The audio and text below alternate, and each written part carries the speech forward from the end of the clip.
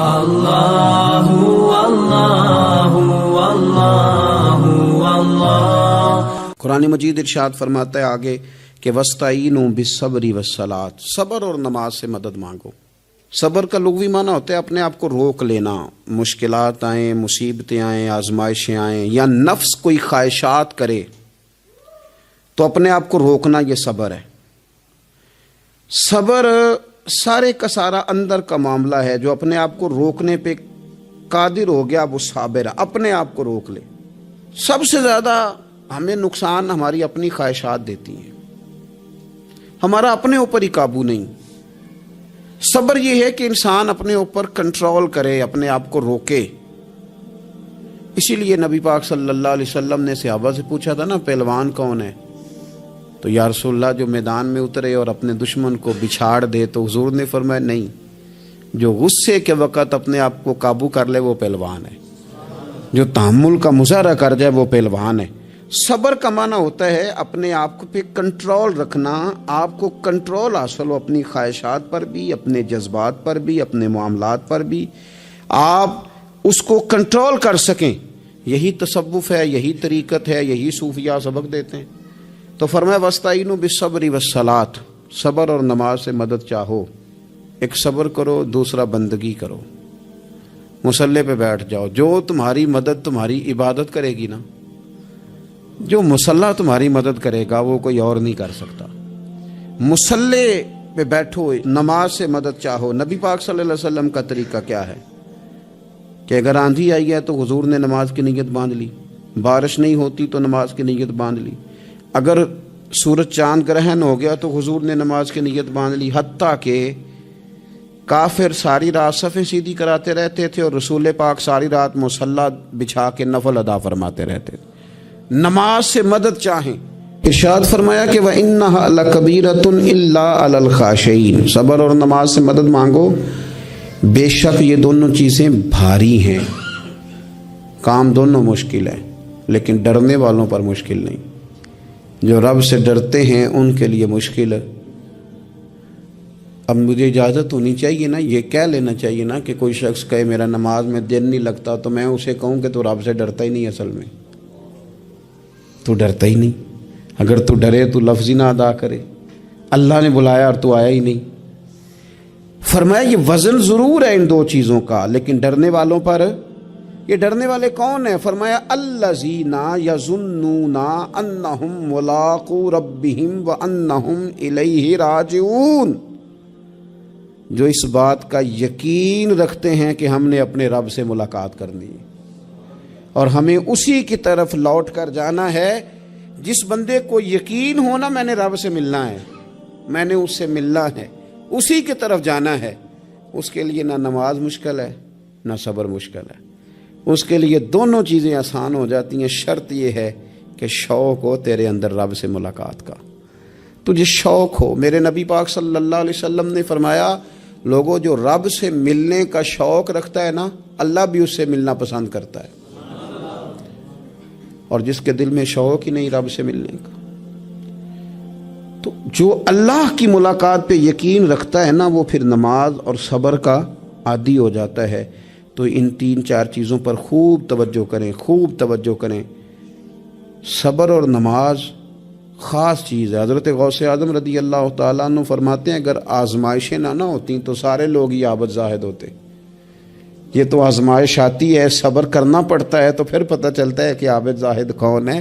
آزمائشیں نہ ہوتی تو سارے عابد زاہد ہوتے۔ اللہم صلی علی سیدنا و مولانا محمد معدن الجود والکرم وعلی آلہ وصحبہ وبارک وسلم۔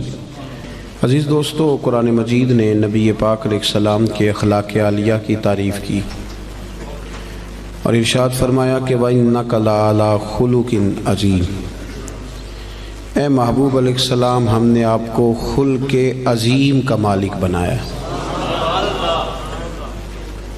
نبی پاک صلی اللہ علیہ وسلم نے جو اخلاق ہمیں عطا فرمائے ہیں نا، وہ کوئی عام سادے سے یا ایسے رویے نہیں ہیں جو کوئی بھی مصلح کسی کو بتا لے، بلکہ کائنات میں جو سب سے اچھی عادات اور سب سے اچھے اخلاق تھے وہ رسول کریم علیہ السلام نے ہمیں عطا فرمائے. اور حضور علیہ السلام نے فرمایا میں اخلاق حسنہ کی تکمیل کرنے آیا ہوں. یعنی ساری دنیا جمع ہو کے بھی دوبارہ اتنے اچھے اخلاق کی طرف توجہ دلانے کا دعویٰ نہیں کر سکتی جو اخلاق مدینے والے محبوب نے ہمیں عطا فرمائے. یہ حد ہے، اس سے مزید آگے کوئی بڑھ سکتا؟ وَإِنَّكَ لَعَلَىٰ خُلُقٍ عَظِيمٍ. اور جناب عائشہ صدیقہ رضی اللہ تعالیٰ عنہ اس کی تفسیر میں فرمایا کرتی تھی کان خلقہ القرآن، کہ وہ سارے اخلاق جن کو قرآن بیان کرتا ہے نا وہ سارے حضور نے کر کے دکھائے، وہ سرکار نے ہمیں کر کے دکھائے. ہمارے ہاں لوگ یہ سمجھتے ہیں کہ صرف میٹھا بولنے کا نام اخلاق ہے، حالانکہ اخلاق اعلیٰ حضرت نے خلق کا ترجمہ خو کیا ہے، یعنی عادت. اچھے اخلاق بنیادی طور پہ اچھی عادات کو کہتے ہیں. لوگ سمجھتے ہیں کہ صرف شاید میٹھا بولنے کا نام، یہ بھی اخلاق کا ایک حصہ ہے لیکن ایک حصہ ہے. میٹھا بولنا کل اخلاق نہیں. میٹھا تو آپ کو پتہ ہے لوگ اپنے مطلب کے لیے بھی بولتے ہیں.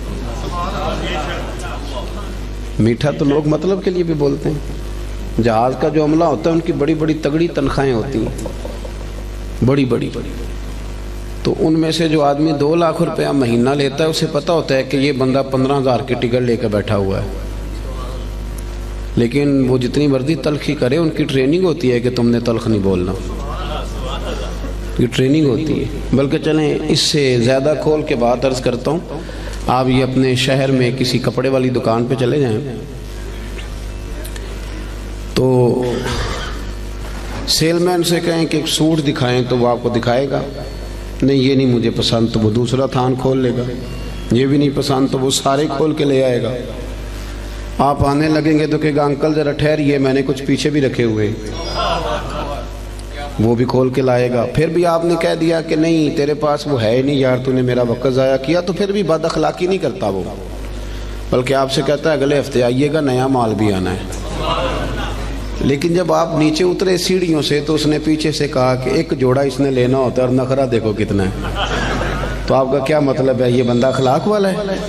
یہ اخلاق، اس نے تو غیبت کی، اس نے ظلم کیا اپنی جان پر. لوگ سمجھتے ہیں کہ فقط میٹھا بولو، یعنی یا میٹھے بولتے جائیں باقی جو مرضی کرتے جائیں.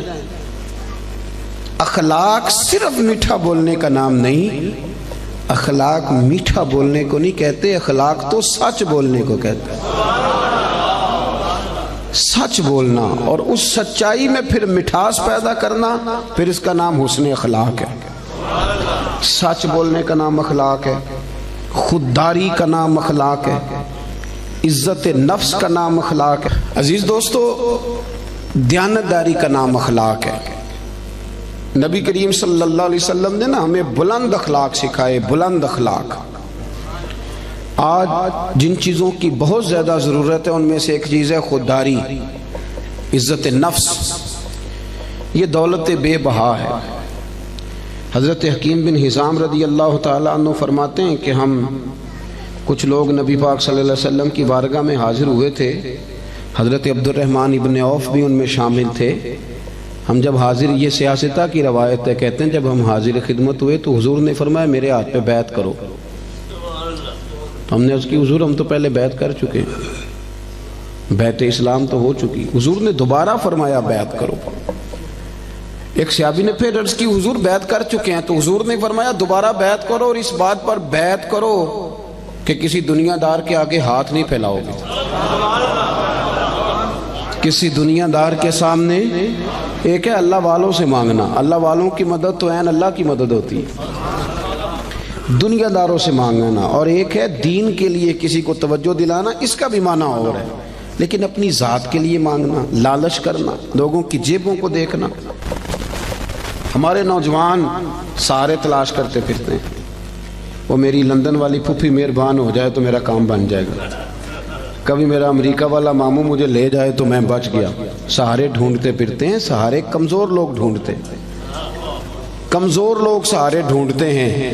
اسلام تو وہ والا اخلاق سکھاتا ہے کہ سہارے ڈھونڈو نہ بلکہ کسی کا سہارا بن جاؤ، سہارا بنو کسی کا۔ حضور نے باقاعدہ بیعت لی، فرمایا بیعت کرو میرے ہاتھ پر کہ تم کسی کے آگے سوال۔ تو حضرت حکیم بن حزام کا اپنا یہ حال تھا کہ بوڑھے ہو گئے تھے، ضعیف تھے، چلتے تھے تو کمر میں تکلیف ہوتی تھی۔ ایک دفعہ گھوڑے پہ بیٹھے تھے یا اونٹ پہ بیٹھے تھے تو ہاتھ سے درہ گر گیا زمین پہ، آپ کا خادم قریب کھڑا تھا، بڑی مشکل سے گھوڑے سے اترے، وہ درہ اٹھایا، دوبارہ بیٹھنے لگے تو تکلیف ہوئی، 2-3 دفعہ کوشش کر کے بیٹھ گئے تو خادم کہنے لگا حضور مجھے حکم دے دیتے میں پکڑا دیتا۔ فرمانے لگے کیسے تمہیں کہہ دیتا؟ میں نے اپنے محبوب سے وعدہ کیا ہے کہ زندگی میں کسی دنیا دار سے سوال نہیں کروں۔ یہ کمزور لوگ ہوتے ہیں میرے بھائی۔ غیرت، اقبال نے کہا، اقبال کہنے لگے غیرت ہے بڑی چیز جہان تگ و دو میں، غیرت مند بن، تو کسی کے سامنے ہاتھ پھیلاتا ہے؟ غیرت ہے بڑی چیز جہان تگ و دو میں، پہناتی ہے یہ فقر کو تاج سردارا۔ فرمایا فقیر اگر سرداری والا تاج پہننا چاہتے ہیں نا تو پھر وہ ہاتھ پھیلانا چھوڑ دیں۔ مسند امام احمد بن حنبل کی حدیث کے 2 جملے ان کو رٹ کے یاد کر لینا آپ نے۔ ایک شخص نے عرض کیا تھا یا رسول اللہ صلی اللہ علیہ وسلم ذلت کیا ہے؟ تو نبی پاک علیہ السلام نے فرمایا اگر تو لالچ کرے گا تو ذلیل ہو جائے گا، لالچ کرے گا تو ذلیل ہو جائے گا۔ عرض کی حضور پھر عزت کیا ہے؟ تو محبوب فرمانے لگے جو رب نے تجھے دیا ہے نا اس پہ راضی ہو جا، اللہ تجھے عزت عطا کر دے گا۔ خوددار بنے۔ قرآن پاک نے نا تعریف کی ہے اصحاب صفہ کی، قرآن کہتا ہے لا یسألون الناس الحافا، وہ کسی سے لپٹ لپٹ کر سوال نہیں کرتے، پیٹوں پہ پتھر باندھے ہوئے، کئی دنوں سے روٹی نہیں کھائی، پر کسی سے لپٹ لپٹ کر سوال ہے۔ وہ خودداری والے لوگ، عزت نفس والے، وہ ہاتھ نہیں پھیلاتے، وہ ان کا یہ رویہ نہیں ہے کہ کوئی آئے گا تو مجھے دے جائے گا۔ خواجہ حسن بصری رحمۃ اللہ علیہ کے پاس ایک نوجوان آیا تو آگے کہنے لگا حضرت جی مجھے سمجھ لگ گئی آج کے بعد میں نے کام کوئی نہیں کرنا، اب میں گھر بیٹھوں گا اللہ روزی دے گا۔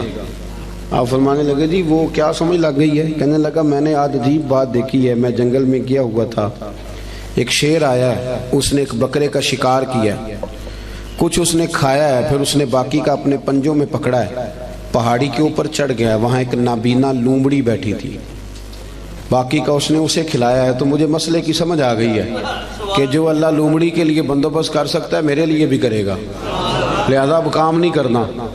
تو خواجہ حسن بصری فرمانے لگے سبحان اللہ کیا تیری سوچ ہے، تو نے 2 کردار دیکھے، ایک لومڑی دیکھی ایک شیر دیکھا، او خدا کے بندے تو نے لومڑی بننے کا فیصلہ کیا، شیر بننے کا کیوں نہیں کیا؟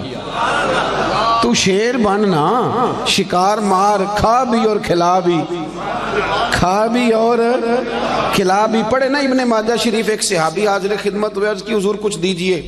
یہ نوجوان میری بات پہ خاص توجہ کریں، آپ وہ اقبال کہا کرتے تھے لہو مجھ کو رلاتی ہے جوانوں کی تن آسانی، کہتے ہیں آرام پسند ہے، کہتے کرنا کچھ نہ پڑے، کچھ شارٹ کٹ رستہ ملے۔ بلکہ ہمارے بچے تو اب خواب دیکھتے ہیں کہ سویرے میں اٹھوں تو میرے نا بستر کے نیچے ایک توڑا پیسوں کا پڑا ہوا ہو، یا میری موٹر سائیکل سے بس ٹکرائے کچھ ہے، میں اٹھاؤں تو نیچے ہیرے ہیرے ہوں۔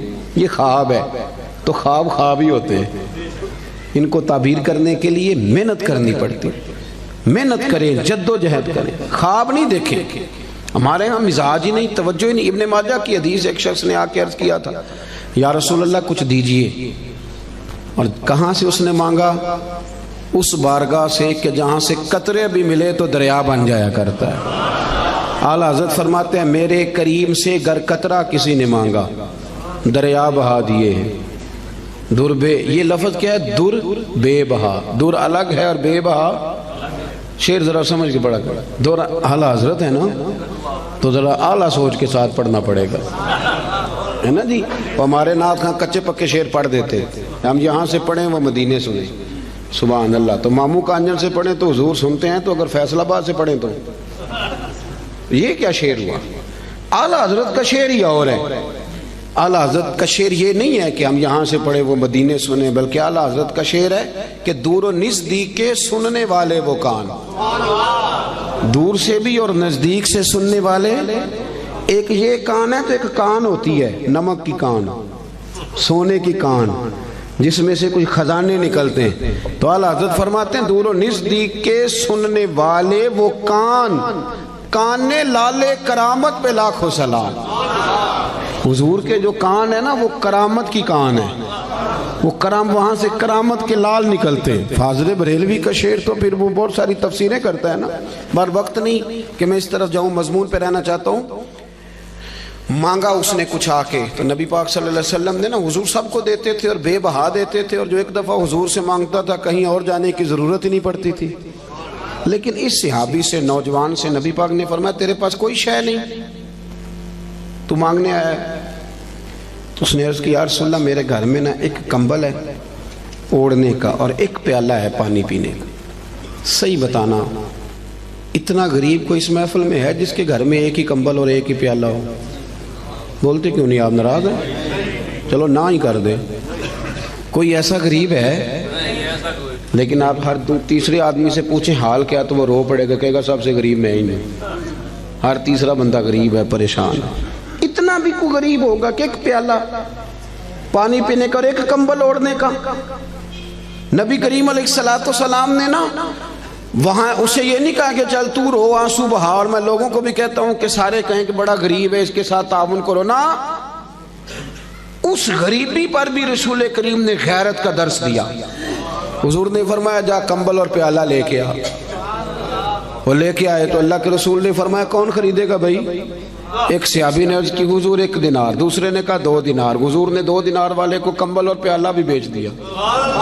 اس نے نہیں کہا کہ حضور 2 ہی چیزیں تھی وہ بھی بیچ دینے لگے ہو. حضور نے بیچ دیا اور اس سے فرمایا جا 1 دینار کی روٹی لے جا اور 1 دینار کا نا کلاڑا خرید کے لا. کلاڑا, نوجوانوں ادھر دیکھو میری طرف, دنیا میں کوئی پیشہ برا نہیں. جھاڑو مار کے بھی روٹی کھانا برا نہیں. ریڑھی لگانے والا تو بڑا باعزت آدمی ہوتا ہے. ایک کی پیشہ برا ہے, وہ ہے کسی کے سامنے ہاتھ پھیلانا. باقی کوئی شے بری نہیں. کریم رسول صلی اللہ تعالی علیہ وسلم نے فرمایا کلاڑا خرید کے لا. صحابہ کہتے وہ کلاڑا خرید کے لایا, پر اس کے نصیب دیکھو, کلاڑا وہ لایا پر اس میں دستہ میرے مصطفیٰ کریم نے اپنے دستے مبارک سے لگایا. اور حضور نے اسے فرمایا چلنا جنگل میں, لکڑیاں کاٹ, کھا بھی اور کھلا بھی, پہن بھی, اور فرمایا 15 دن مجھے نظر نہ آنا, یعنی فرض نماز کے لیے آنا, اس کے علاوہ یہاں نہ آنا, جا کام کر. 15 دنوں کے بعد آیا. یہ لفظ امام سیوطی نے در منصور میں لکھے ہیں. 15 دن کے بعد آیا تو حضور نے فرمایا تیرا کیا حال ہے؟ عرض کرنے لگا یا رسول اللہ پہلے 1 کمبل تھا, اب سارے گھر کے بستر بن گئے. پہلے 1 پیالہ تھا, بڑے برتن بن گئے. اور امام سیوطی نے یہ لفظ بڑھا کے لکھے ہیں, یہ سہا کے نہیں ہیں. کہتے ہیں اس نے جیب میں ہاتھ ڈالا اور 10 دینار نکالے. عرض کرنے لگا حضور یہ رکھ لیں, مسجد اور مدرسے کے کام آ جائیں گے, یہ میری طرف سے نذرانہ. علامہ اقبال تھے یورپ میں, تو ان کے بیٹے نے خط لکھا کہ ابا جی مجھے کچھ پیسوں کی ضرورت ہے, تو آپ کا نام لے کے کسی سے قرضہ پکڑ لوں. تو اقبال نے جواب میں نظم لکھ کے بھیجی. اقبال کہنے لگے دیار عشق میں اپنا مقام پیدا کر, دیار عشق میں اپنا مقام پیدا کر, دیار عشق میں اپنا مقام پیدا کر, نیا زمانہ نئے صبح و شام پیدا کر. خدا اگر دل فطرت شناس کرے عطا تجھ کو, تو پھر سکوت لالا و گل سے کلام پیدا کر. اور اقبال کہنے لگے پتر میرا طریق امیری نہیں فقیری ہے, خود ہی نہ بیچ غریبی میں نام پیدا کر. خود ہی نہ بیچ غریبی میں, کس میں؟ یہ نوجوان کیوں نہیں بولتے جن سے میں بات کر رہا ہوں؟ غریبی میں نام. اعلیٰ حضرت فاضل بریلوی کا جو مدرسہ ہے نا بریلی شریف میں, وہ آج بھی چھوٹا سا ہے. یہ تھوڑا سا کرنی پڑتی ہے محنت شنت. تو بڑے خوددار آدمی تھے. کسی نے کہا بہت بڑے شاعر ہیں.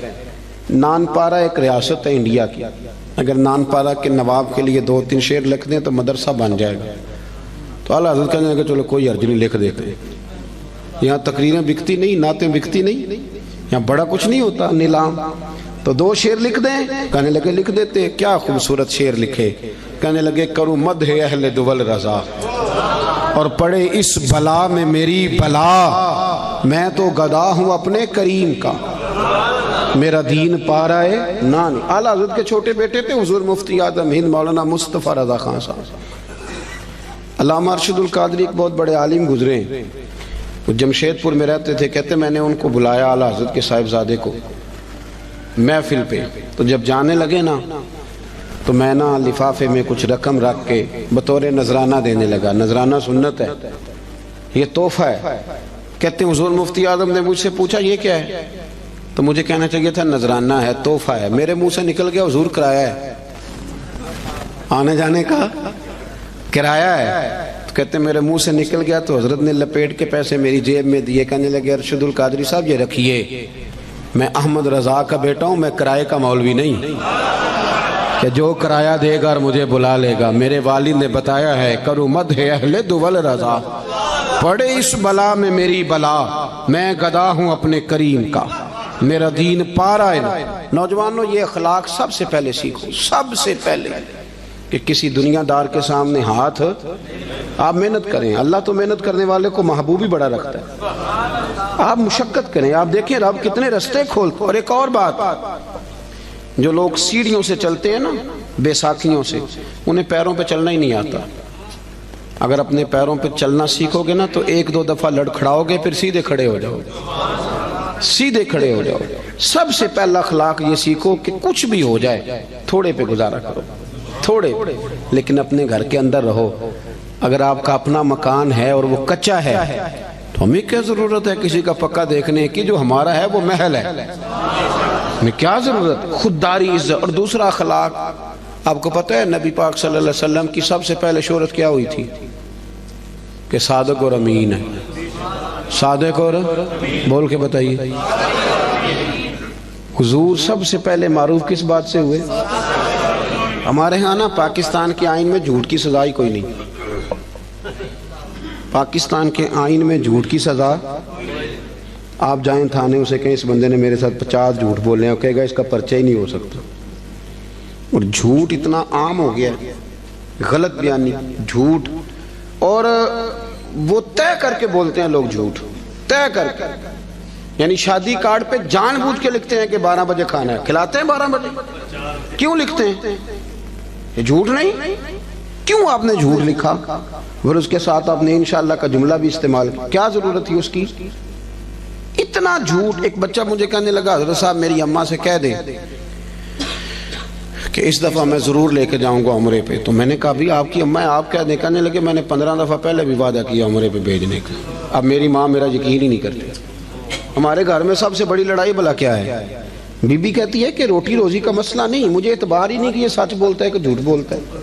ہم نے اعتبار ضائع کر لیا, اعتبار ضائع ہو گیا, لوگ یقین کرنے کو تیار نہیں. وہ حضور کا اخلاق جس سے میرے رسول پاک نے آغاز فرمایا, جس سے حضور کی تعریف ہوئی, سچ بول.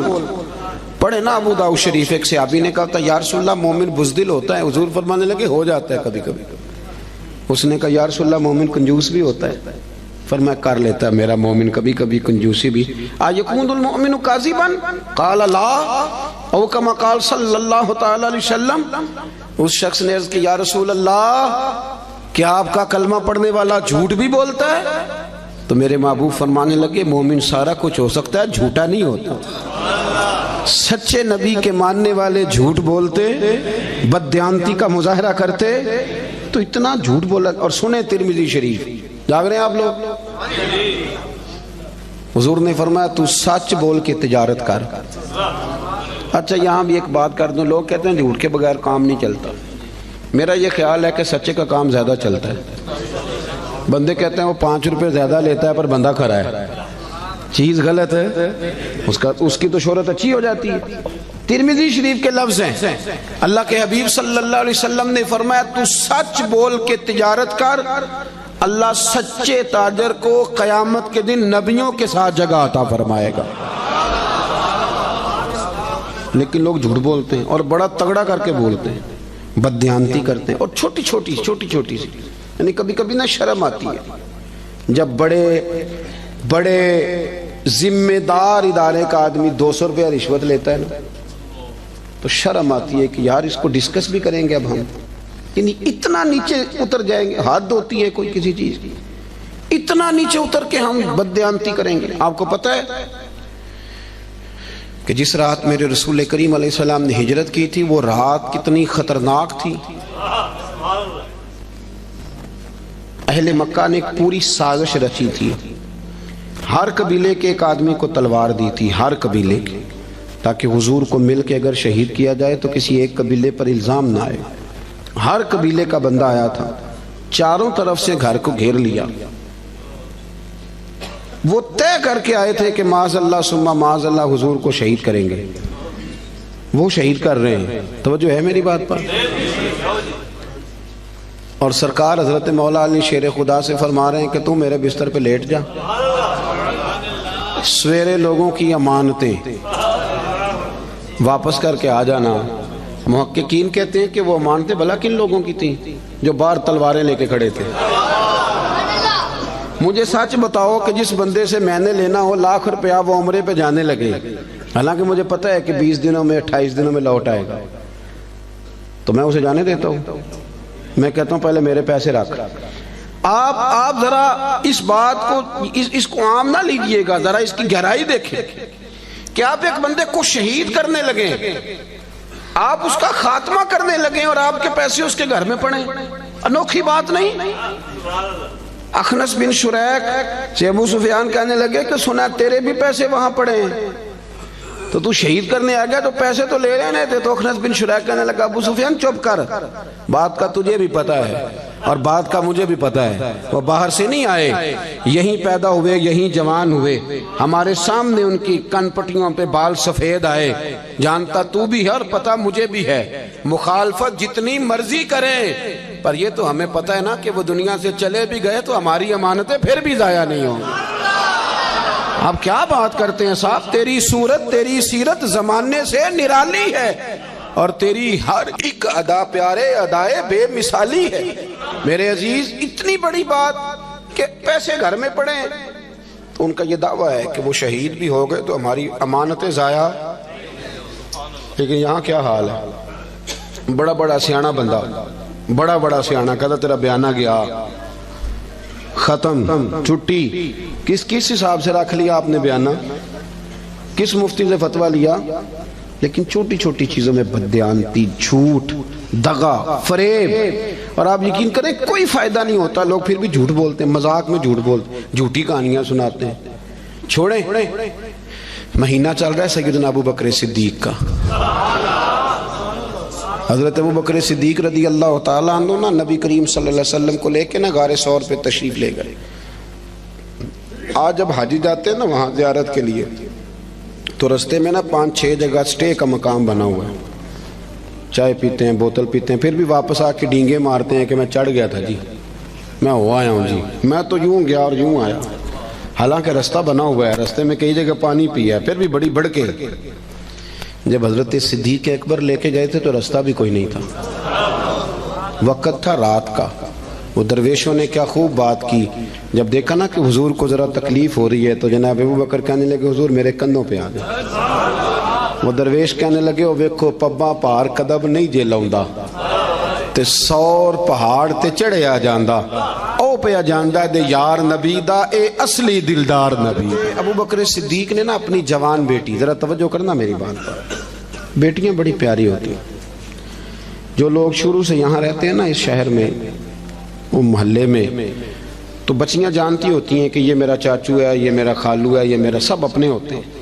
لیکن اس کے باوجود بھی رات کو اگر جوان بیٹی نکل جائے نا چوک میں ماچس لینے تو سویرے مصیبت بن جاتی ہے. وہ بچی رات کو نکل گئی اور ہو سکتا ہے کہ والد بندوق نکال لے کہ تو کیسے باہر گئی تھی. لیکن یارو وفا بڑے بڑے امتحان لیتی. حضرت صدیق اکبر نے اپنی جوان بیٹی جناب اسماء بنت ابی بکر سے کہا پتر میرے نبی پاک کو نا تازہ کھانا ملنا چاہیے. حضرت اسماء کہتی میں روز روٹی پکاتی تھی اور تازی پکاتی تھی، اور جب دنیا سو جاتی، جوان بیٹی، رستہ کوئی نہیں غار میں جانے کا، دنیا سو جاتی تو کہتی ہیں میں پھر چادر اوڑھتی. آج بھی جہاں غار ثور ہے وہاں آبادی کوئی نہیں، آج بھی نہیں، تو اس وقت کیا عالم ہوگا. فرماتی ہیں میں رات کو تازہ کھانا لے کے جاتی. ایک رات میں نے کھانا پکایا، دوسرے دن میں کھانا دے کے آئی، دوسرے دن میں کھانا تیار کر رہی تھی، میرے دروازے پہ دستک ہوئی۔ کہتی میں کسی غریب کی بیٹی نہیں، چودھری کی بیٹی تھی۔ ابو بکر صدیق قبیلے کے سردار تھے، کبھی کسی نے آنکھ اٹھا کے نہیں دیکھا تھا، لیکن جب دروازے پہ شور ہوا میں باہر گئی تو ابو جہل لوگوں کو لیے کھڑا تھا۔ اسماء کہاں گیا تیرا باپ حضور کو لے کے؟ کہتی رش تھا میرے دروازے پر۔ یار کوئی معمولی آدمی نہیں، سردار، مالدار، وزادار، تاجر آدمی۔ تو کہتی ہیں، کہنے لگا کدھر گئے وہ؟ حضرت اسماء کہتی اب میں دوراہے پہ کھڑی تھی، اگر میں بتا دوں کہ وہ غار ثور میں ہیں تو میری وفا اجازت نہیں دیتی۔ سنو، بتا دوں کہ وہ غار ثور میں ہیں تو وفا اجازت، اور اگر میں یہ کہہ دوں مجھے پتہ نہیں تو یہ جھوٹ ہے، یہ میرے نبی کی شریعت اجازت نہیں دیتی۔ کس کس موقع پر لوگوں نے سچ بولا اور کس کس طرح بولا؟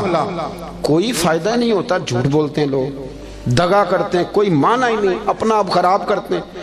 آپ جھوٹ بول کے دیکھ لیں، آپ کا اپنا دل بے چین ہو جائے گا، میں نے کتنا غلط کام کیا۔ آپ سچ بولیں گے اللہ آپ کو راحت عطا کرے، سچ میں سکون ہے۔ حضور نے فرمایا سچ تجھے نجات دے گا، جھوٹ تجھے ہلاک کر دے۔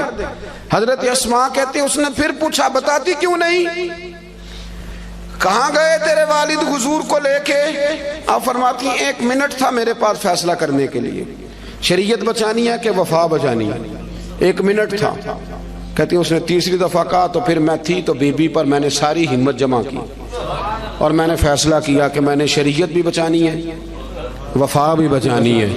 کہتی اس نے تیسری دفعہ کہا بتاؤ کہاں گئے؟ تو کہتی ہے پھر میں نے اسے کہا ابو جال سون میں ابو بکر صدیق کی بیٹی اور صدیق اکبر کی بیٹی ہوں، تیرے سے جو ہو سکتا ہے نا تو وہ کر لے، مجھے پتہ ہے وہ دونوں کہاں ہیں پر میں تجھے بتاؤں گی نہیں، میں نہیں بتاؤں گی، مجھے پتہ ہے وہ کہاں ہے پر میں بتاؤں گی۔ ہاں عشق تے اگ دومی ایک برابر، پر عشق دا سیک ودھیرا، اگ تے ساڑے ککھ تے کانے، عشق ساڑے تن میرا، تے اگ دا دارو می تے پانی، کوئی دسے ہاں پلا عشق دا دارو کیڑا، بلے شاو تے کچھ نہیں بچدا جتھے عشق ہوران دا ڈیرا۔ فرمایا دونوں چیزیں بچانی ہیں۔ میں نے فوراً کہا، میں نے کہا مجھے پتہ ہے پر میں بتاؤں گی۔ کہتے ہیں جب میں نے یہ کہا تو اسے بڑا غصہ آیا، اس نے ایک تھپڑ مارا، زمین پہ گری، کان میں بالی تھی، پتھر کو لگا کان تو کان پھٹ گیا۔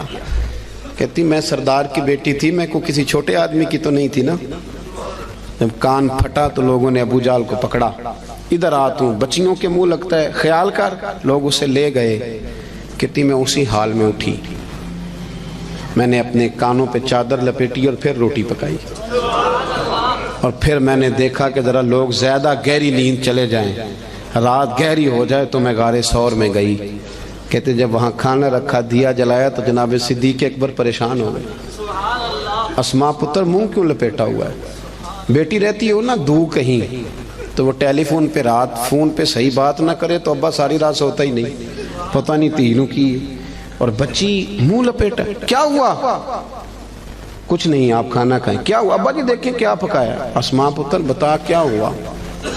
جب جناب صدیق اکبر کی تشویش دیکھی تو حضور سید عالم آقا کریم نے فرمایا اسماء بتاتی کیوں نہیں، کیا ہوا؟ عرض کی حضور کچھ نہیں، ابو جال آیا تھا، اس نے پوچھا ہے میں کیا کرتی، اگر بتا دیتی تو دل اجازت نہیں دیتا تھا، اور اگر جھوٹ بولتی تو آپ کی شریعت میں منع ہے۔ حضور میں نے اسے کہا ہے مجھے پتہ ہے بتاؤں گی نہیں، تو اس نے تھپڑ مارا ہے۔ یہ کہہ کے جناب اسماء نے جب چہرے سے کپڑا ہٹایا تو خون پھر بہنے لگا۔ حضرت صدیق اکبر نے آنسو سمیٹ کے دامن میں چھپائے تو میرے محبوب نے ہاتھ اٹھائے، کہا اے اللہ میں ابو بکر سے راضی ہوں، تو بھی میرے صدیق سے راضی ہو جاؤ۔ میرے عزیزو ہم تو نا بلا وجہ کا جھوٹ، بلا حضرت معروف کرخی رحمت اللہ تعالی علیہ، بغداد کے لوگ آپ کے پاس آئے، کہنے لگے حضور دعا کر دیں بغداد میں بارش نہیں ہوتی، تو آپ فرمانے لگے یہ جو میرے سامنے کریانے والا ہے نا، یہ جو دال بیچتا ہے، شکر بیچتا ہے، گڑ بیچتا ہے، اس سے دعا کراؤ بارش ہو جائے گی۔ لوگ کہنے لگے حضرت صاحب وہ تو ہمارے ساتھ ہی نماز پڑھتا ہے، سارا کچھ ہے، ہم جانتے ہیں۔ فرمایا اس سے دعا کراؤ بارش ہو جائے گی۔ لوگ کہتے ہیں جا کے اسے کہا میاں دعا کر دو، کہنے لگا حضرت صاحب سے کراؤ، تو کہنے لگی انہوں نے ہی تو بھیجا ہے۔ اچھا انہوں نے بھیجا ہے؟ ہاتھ اٹھا دیے، یا اللہ تیرے بندے کہتے ہیں تیرے بندے نے بھیجا ہے، مہربانی کار بندوں پہ رحم فرما۔ ابھی دعا پوری بھی نہیں ہوئی کہ رب کریم نے بارش عطا کر دی۔ لوگ چلے گئے، کچھ جو اہل دل تھے وہ دوڑے ہوئے حضرت معروف کرخی کے پاس آئے، عرض کی حضور یہ کوئی علیحدہ نمازیں پڑھتا ہے واپس آ کے، الگ نمازیں پڑھتا ہے؟ تو آپ فرمانے لگے نہیں اتنی پڑھتا ہے جتنی تم پڑھتے ہو، سنت شریعت کا پابند ہے، داڑھی رکھی ہوئی ہے، 5 وقت مسجد آتے ہو، تو حضور پھر اتنی قبولیت؟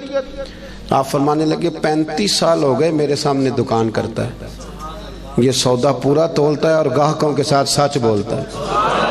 تو جو بندہ 35 سال سے سچ بولے، اللہ کی نافرمانی نہ کرے، وہ بھی جب ہاتھ اٹھائے تو عرش کا مالک فوراً دعائیں قبول فرمائے۔ ایک تیسری بات یہ سنیں کہ حضور کا اخلاق یہ ہے کہ زندگی کا کوئی لمحہ ضائع نہیں کرنا، بے مقصد وقت نہ گزارے کبھی بھی۔ سرکار نے نا لوگوں کو ایک مقصد دیا، اس مقصد پہ چل نکلے۔ حضرت بلال کا بھی مقصد تھا، حضرت عمر فاروق کا بھی ایک، حضرت خالد بن ولید کا بھی ایک۔ میری بات کی سمجھ آ رہی ہے؟ کوئی زندگی میں نا کوئی مقصد بنائے، اور اگر اللہ دے توفیق تو پھر میرے نبی کریم کے دین کی خدمت کو بھی مقصد بنائے۔ پتہ میں آپ کو عرض کروں، کسی بندے کو لو لگ جائے نا کہ میری 4 بہنیں جوان ہیں، میرا ابا بوڑھا ہو گیا ہے، تو 4 بہنیں اس سے چھوٹی ہوں تو پردیس چلا جاتا ہے اور کہتا ہے پہلے ان 4 کی شادی کروں گا پھر اپنی کروں گا۔ کرتے ہیں کہ نہیں ایسے لوگ؟ کرتے ہیں نا، لو لگ گئی ہے نا کہ میں نے اپنے گھر کو چلانا ہے۔ کسی کو گھر چلانے کی لو لگ گئی، کسی کو مکان بنانے کی، کسی کو بہنیں بیانے کی، کسی کو ماں باپ کو حج کرانے کی۔ کچھ ایسا بھی ہونا چاہیے کہ دین آگے پھیلانے کی بھی لو لگ جائے۔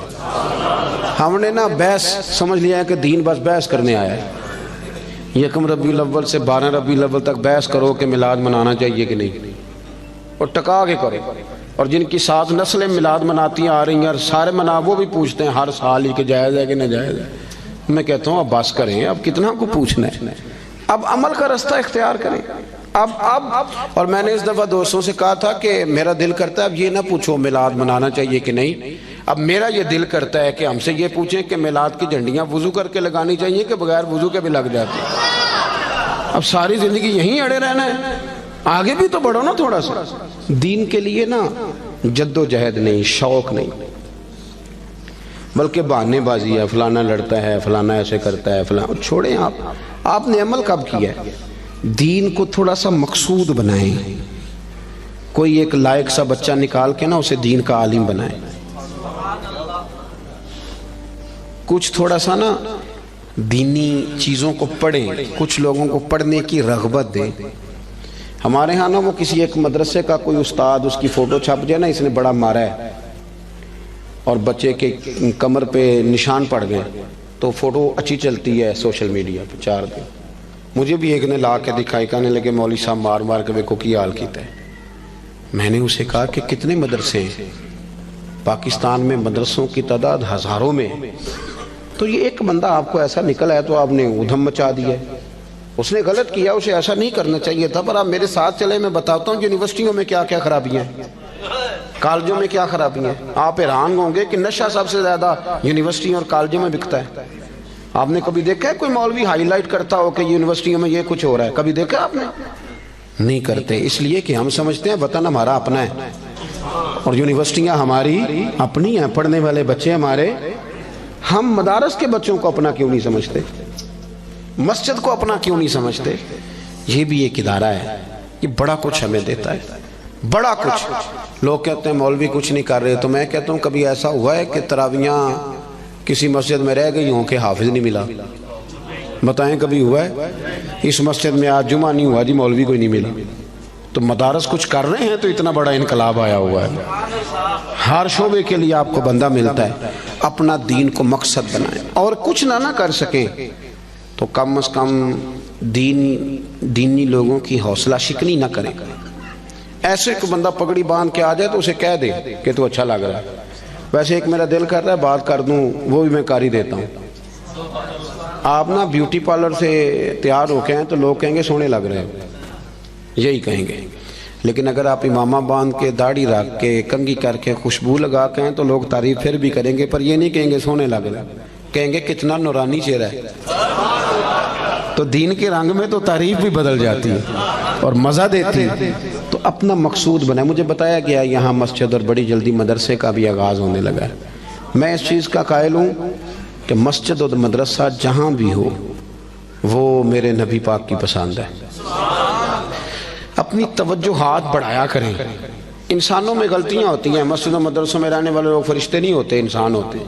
تو غلطیاں جہاں ہوتی ہیں ان کو صحیح کیا جاتا ہے، غلطیوں کی مخالفت شروع نہیں کی جاتی. اس مدرسے کو، اس مسجد کو آپ نے توجہ دینی ہے. توجہ. میرے پاس نا میرے کچھ مریدین جو لاہور سے تعلق رکھتے ہیں وہ سارے آئے ہوئے تھے، کچھ دن ہو گئے. وہ کافی سارے لوگ تھے تو کچھ وظائف کی بات چیت چل رہی تھی. تو میں نے انہیں کہا بھی تمہارا ایک وظیفہ میں نے اور بڑھا دیا. وہ پیر صاحب وہ کیا؟ میں نے کہا آپ جس محلے سے آئے ہیں نا، آپ نے ہر جمعے اپنے محلے کی مسجد کی صفائی کرنی ہے. یہ ہمارا وظیفہ ہے، اس کو آپ نے پڑھنا ہے. اور مسجد کے انتظامی معاملات میں مداخلت نہیں کرنی. امام، خطیب، کمیٹی کیا کر رہی ہے اس سے سروکار نہیں. مسجد کی صفائی کریں. آپ کر کے دیکھیں، اللہ آپ کو سکون عطا کرے گا. بہت بڑے درویش گزرے، بابا فرید. جو بندہ کہتا تھا نا دل پریشان ہے اسے جھاڑو دیتے تھے. کہتے تھے جا مسجد میں جا کے جھاڑو دے، رب تجھے سکون عطا کرے گا.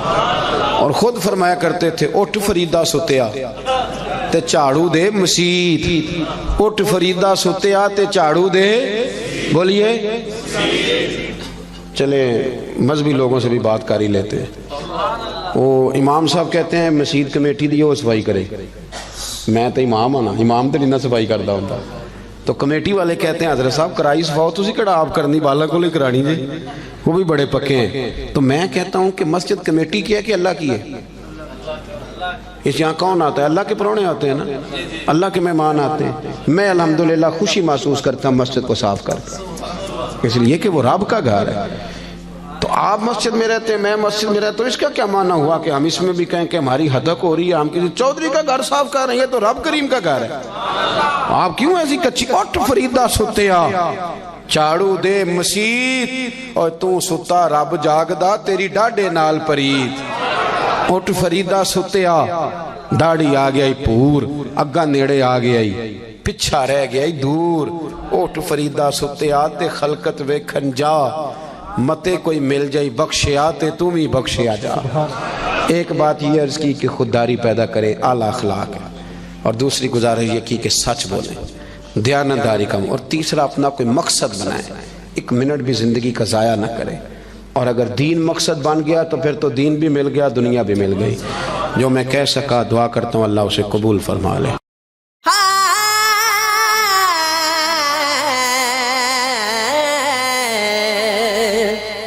دین سے دور نہ مذہب سے الگ بیٹھا ہوں. دین سے دور نہ مذہب سے الگ بیٹھا ہوں. تیری دہلیز پہ ہوں سب سے الگ بیٹھا